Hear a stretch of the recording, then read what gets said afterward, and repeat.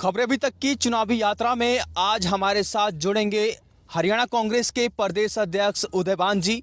उदयभान जी लगातार लोगों के बीच पहुंच रहे हैं और क्या कुछ फार्मूला, क्या कुछ रोड मैप कांग्रेस की तरफ से तैयार किया जा रहा है, बातचीत करने के लिए हमारे साथ प्रदेश अध्यक्ष उदयभान जी मौजूद है। सर, बहुत बहुत स्वागत है आपका खबरें अभी तक में। धन्यवाद। सर, जिस तरीके से लोगों के बीच आप लोग पहुंच रहे हैं, किस तरीके का रुझान, किस तरीके का रिस्पॉन्स लोगों को हरियाणा में देखने को मिल रहा है? बहुत ज़बरदस्त जोश है लोगों के अंदर।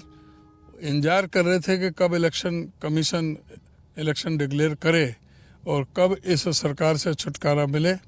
जैसे इलेक्शन कमीशन ने डेट निर्धारित किए, इलेक्शन डिक्लेयर किया, पूरी तरह से बीजेपी में भगदड़ मच गई और बीजेपी के सभी पदाधिकारी जो बीजेपी का समर्थन कर रहे थे, सरपंच, ब्लॉक समिति, जिला परिषद के लोग, नगर पालिकाओं के, नगर परिषदों के सभी, और समझो कि उनके ऊपर से इमरजेंसी हट गई।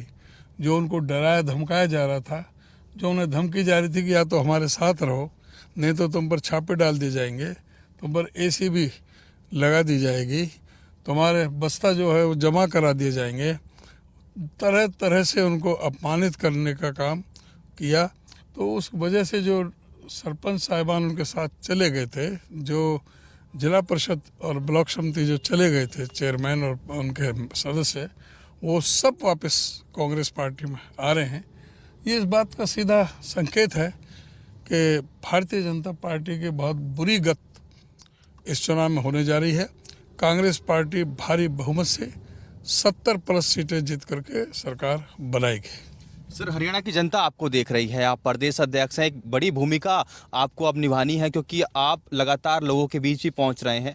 उम्मीदवारों को लेकर किस तरीके की सर आपकी प्रक्रिया रहने वाली है, क्योंकि आवेदन काफ़ी ज़्यादा आए हैं, काफ़ी बड़े आवेदन कांग्रेस के पास आए हैं, तो किस तरीके का जो नेता है, उम्मीदवार है जो आपका वो ग्राउंड में देखने को मिलेगा? आवेदन से भी ये पता लगता है कि कांग्रेस के प्रति लोगों में कितनी जो उनके अंदर है कि भाई कांग्रेस पार्टी की सरकार आ रही है। और जो ज़बरदस्त जो आवेदन आए हैं लोगों के, बात ठीक है कि चयन करना बड़ा कठिन होता है, बहुत ज़्यादा, लेकिन हरियाणा इतना बड़ा स्टेट नहीं है। पहले तो सभी नेताओं को पता है कि कौन किस विधानसभा में ज़्यादा प्रभारी है। फिर भी हमारे एआईसीसी की तरफ से सर्वे चल रहे हैं, हमारे प्रदेश की तरफ से सर्वे चल रहे हैं, और सारा आपस में मिला करके, तालमेल से बिठा करके उन पर सारी टिकटों के बारे में मेरिट पर, विनेबिलिटी और स्टेबिलिटी के आधार पर पूरी तरह से उस तरह से हम इस पर टिकटों का आवंटन करेंगे। और अभी प्रदेश इलेक्शन कमेटी की मीटिंग हो चुकी है।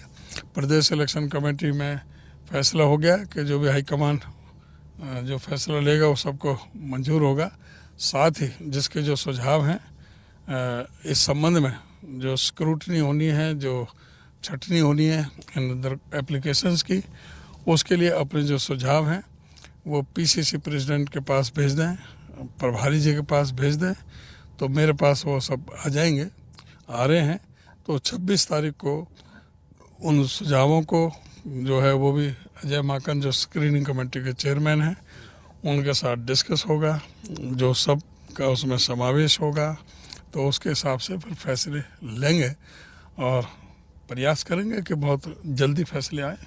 सर, आप लगातार सुर्खियों में रहते हैं, चाहे पीएम मोदी की हम बयानों की हम बात कर लें या फिर अन्य मुद्दों को, लगातार आप बीजेपी को घेरते रहते हैं, पर आपको आपके नेता, ये हरियाणा की जनता जानना चाह रही है सर, ये लगातार सवाल भी उठते हैं कि उदयभान जी एक तरफा चलते हैं, जो दूसरे लीडर हैं कुमारी सैलजा, रणदीप सुरजेवाला, उनसे बात नहीं करते, उनसे डिस्कस नहीं करते, उनको मीटिंगों में नहीं बुलाते, ऐसे आरोप आप पर काफ़ी लगते हुए नजर आए सर। इन आरोपों में कोई सच्चाई नहीं है, मेरा कोई गुट नहीं है। मैं सबको साथ में लेकर चलता हूँ, सभी मीटिंगों में मैं बुलाता हूँ, आमंत्रित करता हूँ, खुद भी टेलीफोन करता हूँ। सारे जो मेरे ऑफिस है सबके पास में इतला जाती है। वो अलग बात है कि कई कारणों से, कई तरीके से कोई प्रोग्राम आ पाते हैं, नहीं आ पाते हैं, लेकिन ये कहना गलत है कि मैं उनको बुलाता नहीं हूँ या उनसे संपर्क नहीं करता या मैं किसी एक गुट विशेष का हूँ। मैं सबके साथ हूँ, मैं सच्चाई के साथ हूँ, मैं उसके साथ हूँ कि जो हमारे पार्टी का नुकसान ना हो, पार्टी चुनाव जीते, पार्टी की सरकार बने, इस बीजेपी की जो अलोकतांत्रिक तरीके से जो सरकार चल रही है, जो अघोषित इमरजेंसी चल रही है, जिस तरह से लोगों को आम आदमी परेशान है, जिस तरह से इस प्रदेश की अर्थव्यवस्था पूरी तरह से डह चुकी है, कानून व्यवस्था पूरी तरह से ठप हो चुकी है, बेरोजगारी और महंगाई में प्रदेश नंबर 1 पर पहुंच चुका है, हर मोर्चे पर 30 से ज़्यादा बार पर्चे लीक हुए हैं, गरीब आदमियों का शोषण हो रहा है। तो ये सारे देख करके हम ये चाहते हैं कि इस सरकार से शीघ्र अतिशीघ्र छुटकारा मिले। बिल्कुल, देखिए छुटकारे की बात तो सर आप कर रहे हैं, पर जिस तरीके से आज जो प्रदेश अध्यक्ष हैं भाजपा के मोहनलाल कौशिक, उन्होंने चुनाव आयोग को लेटर लिखा है और उन्होंने लेटर में ये जिक्र किया है कि 1 तारीख को जो बिश्नोई समाज है उनका एक कार्यक्रम होता है, वहाँ पर लोग पहुँचेंगे, 2 तारीख को गांधी जयंती है, तो छुट्टियों का हवाला देकर चुनाव को आगे बढ़ाने की बात उन्होंने की है कि वोट परसेंटेज कम होगा, जिससे लेकर सभी पार्टियों का नुकसान होगा। आपकी इस पर क्या राय है सर? देखिए, मोहनलाल बड़ौली का ये स्वीकार करना कि भी इलेक्शन आगे बढ़ाया जाए, ये इस बार की स्वीकारोक्ति है कि वो मान चुके हैं कि उनके हाथ से इलेक्शन जा चुका है, वो बुरी तरह से हार चुके हैं, इसलिए इलेक्शन को आगे बढ़ाना चाहते हैं। और ये दूसरा जो उनके मंत्री हैं, कैबिनेट मंत्री जेपी दलाल जो एक संवैधानिक पद पर बैठे हुए हैं, वो ये कह रहे हैं कि सरकार तो कांग्रेस की बन सकती है, लेकिन हम 6 महीने से ज़्यादा चलने नहीं देंगे और सरकार को गिरा देंगे। ये पता लगता है एक संवैधानिक पद पर बैठा हुआ व्यक्ति किस तरह से संविधान के खिलाफ बात करता है, लोकतंत्र के खिलाफ बात करता है, प्रजातंत्र के खिलाफ बात करता है। वो ये मान चुके हैं कि उनकी पार्टी सरकार जो बनाने में अब सक्षम नहीं है, वो बुरी तरह से हारने जा रहे हैं, कांग्रेस पार्टी की सरकार बनने जा रही है। ये उनकी जो ये कदम है, यही उनकी स्वीकारोक्ति है। और ये बात ठीक है कि कांग्रेस पार्टी भारी बहुमत से कम 2/3 बहुमत से ज़्यादा 70+ तक सीटें हम ला सकते हैं और हम उसमें भारी बहुमत से हम सरकार बनाएंगे। सरकार बनाने का आप दावा कर रहे हैं सर, पर जो सत्ता पक्ष है वो आपसे पूछ रहा है कि आपका सीएम चेहरा कौन होगा। आप भी कई बार कह चुके हैं भूपेंद्र सिंह हुड्डा, शैलजा गुट के जो नेता कहते हैं कि कुमारी शैलजा बनेगी, तो कांग्रेस का सीएम फेस इस बार कौन देखने को मिलेगा सर? अब 14 में इनका सीएम फेस कौन था? रामविलास शर्मा प्रदेश अध्यक्ष थे। सीएम फेस कौन था? प्रदेश अध्यक्ष थे। विधायक दल के नेता अनिल विज थे, दोनों 5-5 बार के विधायक थे, मंत्री रह चुके थे, तजुर्बेकार थे। कौन बने थे? मनोहर लाल खट्टर जी को जब तो कोई जानता भी नहीं था हरियाणा में। अब यहाँ पर कौन था सीएम फेस? राजस्थान में भजनलाल शर्मा बनाया, वो सीएम फेस था क्या भाजपा का? जो वहाँ पर बनाया मध्य प्रदेश में, क्या वो सीएम फेस थे? यहाँ पर छत्तीसगढ़ में बनाया, क्या वो सीएम फेस थे?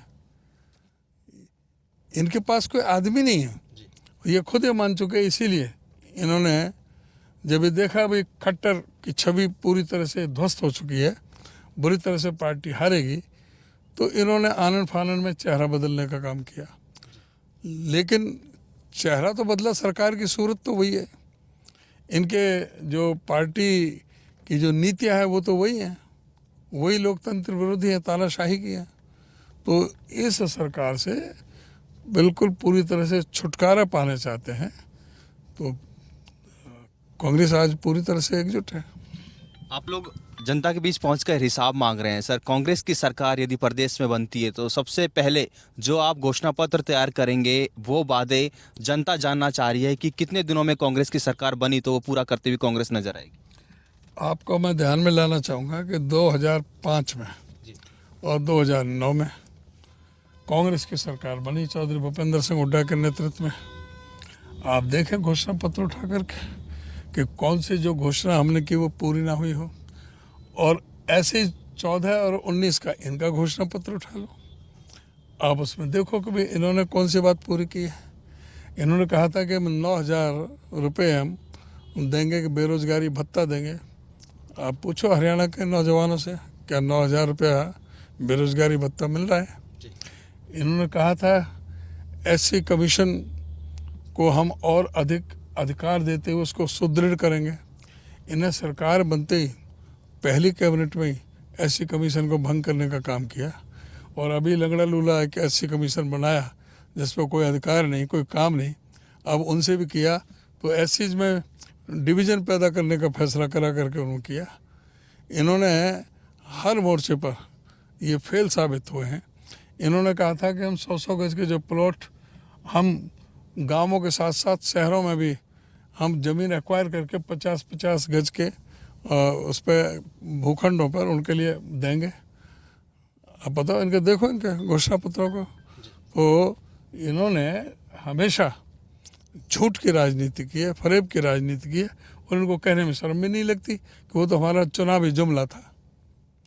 ये तो फट से तोड़ कर देते हैं कि वो तो हमारा चुनावी जुमला है, लेकिन कांग्रेस जो कहती है वो करती है, जो वायदे किए वो पूरे किए। अभी भी हमारे कुछ जो संकल्प हैं वो हम डिसीजन ले चुके हैं। चुनाव घोषणा पत्र हमारा लगभग तैयारी पर है, वो कभी भी समय पार्टी में वो सबके सामने आएगा, उसमें जो हम वायदे करेंगे, लेकिन जो हमने वायदे कर चुके हैं उसे हम पूरा करेंगे। हमने वायदा किया है कि हम ओल्ड पेंशन स्कीम कर्मचारियों को लागू करेंगे। हमने वायदा किया है कि हम बुढ़ापा पेंशन हम 6,000 रुपये महीना देने का काम करेंगे। हमारा वायदा है कि हम 300 यूनिट तक बिजली फ्री देने का काम करेंगे। हमारा वायदा है कि हम 500 रुपये का गैस सिलेंडर देने का काम करेंगे। हमारा वायदा है कि जो 100-100 गज के प्लॉट की स्कीम जो इन्होंने बंद कर दी उसको दोबारा से चालू करेंगे और 3 लाख लोगों को हम देंगे, और उसमें उनको 3.5 लाख रुपए खर्च करके 2 कमरे का मकान, लेटरिन, बाथरूम, किचन बना करके हम गरीबों को देने का काम करेंगे। हमारा वायदा है कि जो बैकवर्ड क्लास की जो क्रीमी लेयर थी, जो हुड्डा साहब ने 8 लाख की थी, 8 लाख हुड्डा साहब के समय थी, इनने आते ही उसको 6 लाख कर दिया। क्यों? जिससे वंचित रह गए। आज कैसे लगा इनको भाई कि हाँ क्रीमी लेयर का हमने गलत किया? जब हमने 10 लाख की कह दी कि हम 10 लाख क्रीमी लेयर करेंगे, तो अब ये कह रहे हैं कि हाँ क्रीमी लेयर हम 8 लाख। अब इनने जब 2 महीने इलेक्शन के रह गए, जब वो क्रीमी लेयर 8 लाख, उस 8 लाख करने का आज तक किसी एक सिंगल आदमी को किया ही अब है। जब 2 महीने इलेक्शन हो गए भी तो जगह ही नहीं निकली। कच्ची नौकरी देते हैं। कौशल विकास रोजगार निगम एक भ्रष्टाचार का बहुत बड़ा अड्डा हो गया।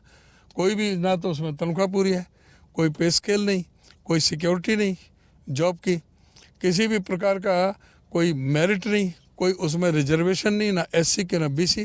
वो तो संविधान के खिलाफ है, वो तो प्रजातंत्र के खिलाफ है, संविधान विरोधी फैसले, उसमें आरक्षण विरोधी है।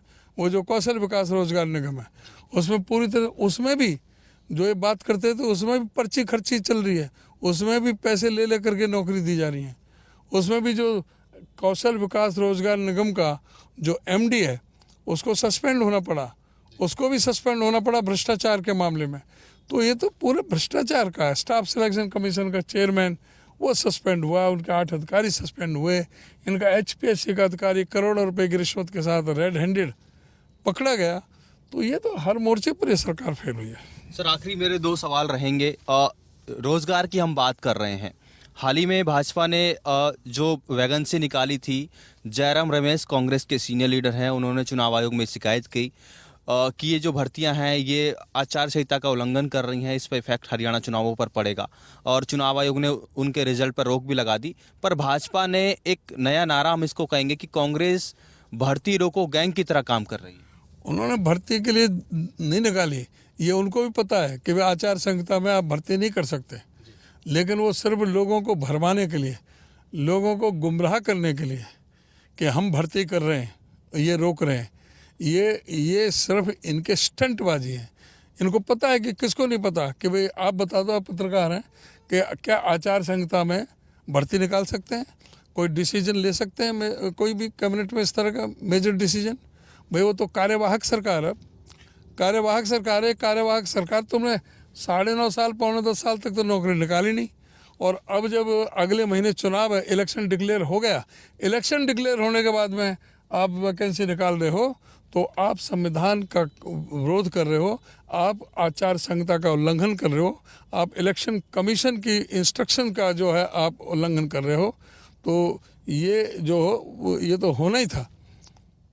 एक आखिरी सवाल सर, कांग्रेस की जो सीटें हैं, क्योंकि आप लोग लोकसभा चुनाव में 50-50 पर रहे हो, तो विधानसभा चुनाव में क्या आंकड़ा सर आपको नजर आता है? आप लगातार लोगों के बीच भी पहुंच रहे हैं। आप इससे अंदाजा लगा सकते हैं कि पहले लोकसभा में हमारे 28% वोट थी और बीजेपी की कितनी थी? 58%। 30% का मार्जिन था, 28% और 58%। हमारा 28% से बढ़ कर के वोट 47.6% हुआ है और उनका 58% से घट के 46% पाया है। हमारा 19.5% बढ़ा है, उनका 11.5% घटा है। हमारे इसमें वोट में 90 के 90 विधानसभा में हमारा वोट शेयर बढ़ा है। हम पहले केवल 10 विधानसभा में हमारा जीत मिली थी, लीड थी, और 79 में लीड उनकी थी, बीजेपी की। 79 में लोकसभा में वो 79 विधानसभा में लीड ले रहे हैं। जब विधानसभा का चुनाव हुआ तो सारे हथकंडे अपना के 75 पार जिस तरह से सी वोटर ने किया, एबीपी न्यूज़ पर और उस पर किया, 78 से 83 सीटें आ रही हैं। कांग्रेस की फर्जी ओपिनियन पोल दिखाए, लोगों को गुमराह किया, जब भी 40 पर अटक गए। 79 पर लीड लेने वाली पार्टी 40 पर अटक गई और जो कांग्रेस पार्टी जो 10 पर लीड मिली थी वो 10 से बढ़कर के 46 पर पहुंचे। तो ये सीधा संकेत है कि जब 10 से बढ़कर के 46 पर पहुंचे, अब 46 से बढ़कर कहाँ पहुंचेंगे आप खुद स्वयं अंदाज लगा सकते हैं। और जो आज माहौल है देखते हुए हम कम से कम 70 पर सीटें जीतेंगे। बहुत बहुत धन्यवाद सर। खबरें अभी तक की चुनावी यात्रा में कांग्रेस के प्रदेश अध्यक्ष उदयवान बेबाकी से अपनी बातों को रख रहे थे, तमाम सवालों के बेबाकी से जवाब दे रहे थे और एक बड़ा दावा वो कर रहे हैं कि इस बार कांग्रेस की सरकार बनेगी और 70 पार जो सीटें हैं वो कांग्रेस लेते हुई नजर आएगी। मेरे सहयोगी लक्ष्य के साथ राजा पटेल, दिल्ली। खबरें अभी तक।